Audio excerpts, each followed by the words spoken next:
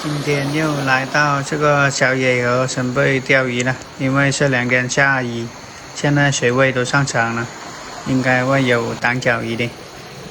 今天我们选择这个大蚯蚓，看看能不能钓到短脚鱼。今天专门介绍这种大蚯蚓的，发洪水用大蚯蚓是最好钓的。说完蚯蚓，给它吐一下口水。右下杆对面这个围湾，这个水位，水流没有那么急的。注意看浮标，浮标好像在动了，注意，好像来，哎，终于丢小罗非，搞得我激动。接着再来看啊，注意看浮标，好像准备有动作了，注意，好像来搞了。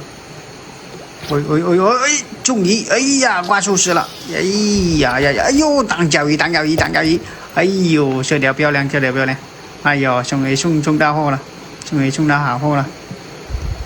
看这个肤色很不错，这条还可以。